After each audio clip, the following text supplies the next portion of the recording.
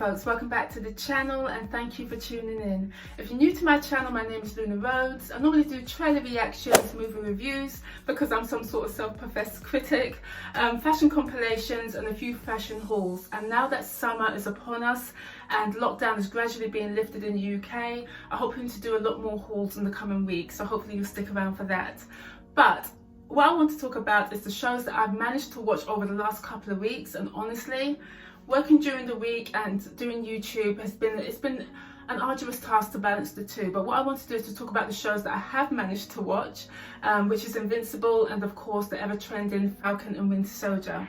So Invincible, a comic book animated series currently streaming on Amazon Prime, created by Robert Kirkman, Ryan Oatley and Corey Walker. The show also features voiceovers from Stephen Yeun, Sandra Oh and J.K. Simmons.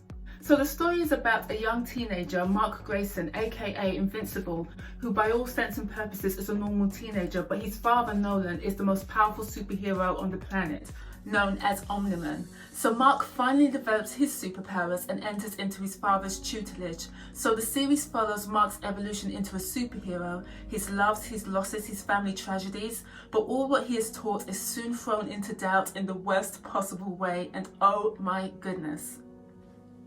So please, I need your comments below. Are you watching Invincible? What episode are you on? And have you read the comics? And do you think this is a worthy adaptation of the comics? I'd love to read your comments. As for me, I'm up to episode 7 and I have to say this show is radically entertaining. It's epic both in scope and in size, with sophisticated storytelling, high stakes whereby you so care about the characters, and I have to say unequivocally that this show is in the same company as The Boys season 1. Without question, the show is just fantastic, phenomenal. I just can't believe that this little trinket was once again hiding on Amazon Prime, and I was recommended to watch this show by my brother and I absolutely love it. I cannot wait for episode 8.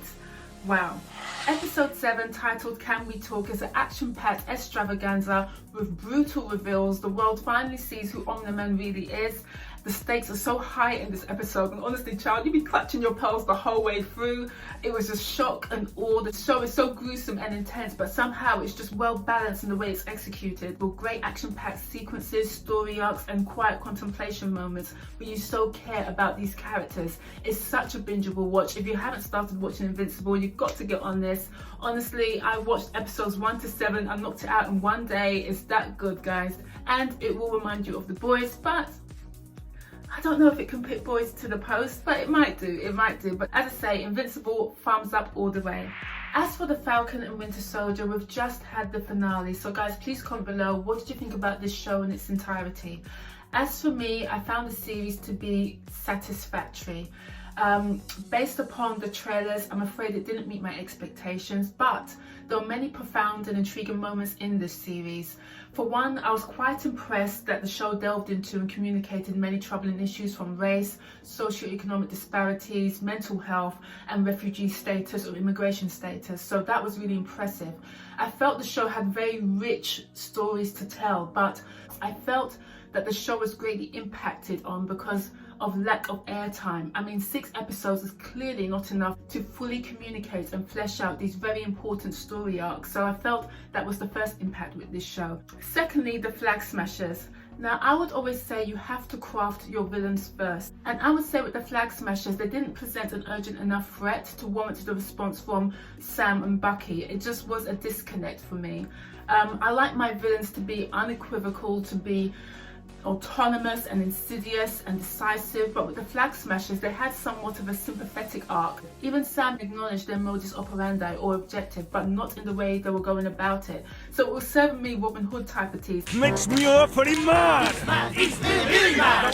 And for me, it just didn't work. As I say, I need my villains to be more compelling, charismatic, and more of a threat. I know there was another villain at play here, aka the Power Brokers, but as I say, the flag smashers were presented as the main villains in the first couple of episodes. So for me, I was a bit underwhelmed with that.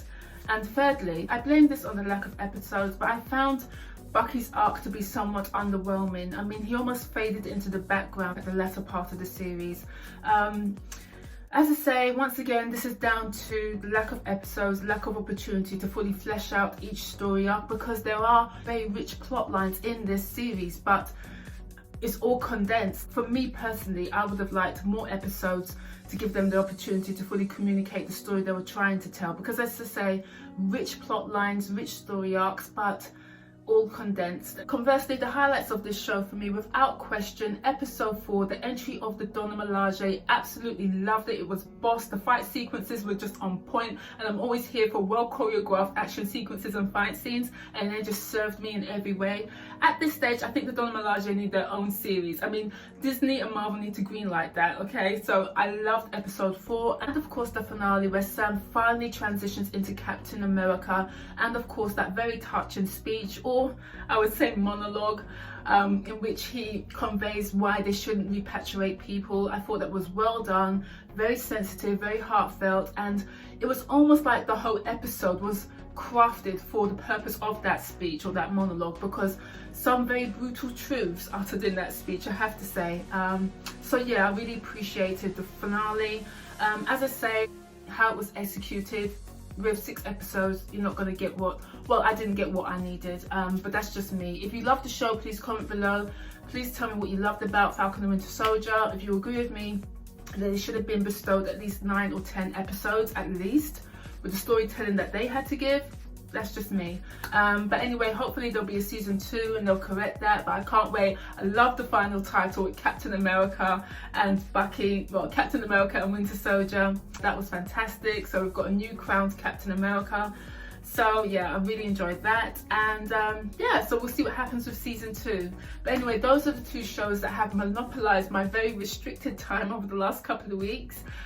Thoroughly enjoyed Invincible. As I say, if you've not started this show, you've got to get on it. Just brilliant, bingeable watch. And Falcon and Winter Soldier was good, could have been better, but that's my final quick fire review on those 2 shows. So anyway, if you like my review, please comment below. I'm sorry that this was a very quick fire review because once again, limited time, but yeah, it is what it is. But I'm going to try and better balance my time going forward. It's just hard working during the week and trying to get these videos out there, but I shall do so because I've got so much more content that I want to deliver on DC, Marvel, and many other shows. There's so much I want to do, so hopefully you'll stick around for that. And thank you ever so much for watching this video. If you've got this far. So it appears the news has moved on and Captain America 4 is now in the works, starring Anthony Mackie. So can we get the Russo brothers out of retirement, please? Anyway, ciao for now. Take care. Bye.